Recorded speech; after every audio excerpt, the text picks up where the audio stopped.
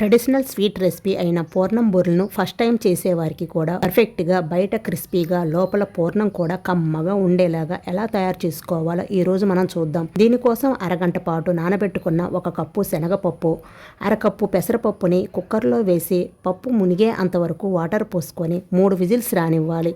ఇప్పుడు పూర్తిగా చల్లారనివ్వాలి. పూర్ణం పై పిండి కోసం 4 గంటల పాటు నానబెట్టుకున్న 1 కప్పు మినపప్పుని, అలాగే 1.5 కప్పుల బియ్యాన్ని గ్రైండర్లో వేసుకొని కొంచెం వాటర్ పోసి ఈ కన్సిస్టెన్సీలో గ్రైండ్ చేసుకోవాలి. ఇప్పుడు ఈ పిండిని 3 గంటల పాటు నాననివ్వాలి. ఈ నానిన పిండిలో కొంచెం సాల్ట్, 2 టేబుల్ స్పూన్ల పంచదార, కొంచెం వంట సోడాను వేసుకొని కలుపుకొని పక్కన పెట్టుకోవాలి. ఇప్పుడు ఉడికిన పప్పుని ఎక్స్ట్రా వాటర్ ఉంటే తీసేయండి. నాకు ఇక్కడ పర్ఫెక్ట్గా సరిపోయింది.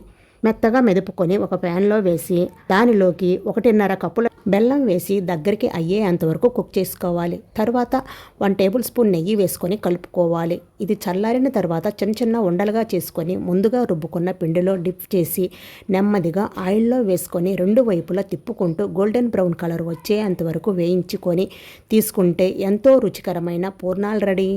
థ్యాంక్ యూ ఫర్ వాచింగ్ ఈ వీడియో.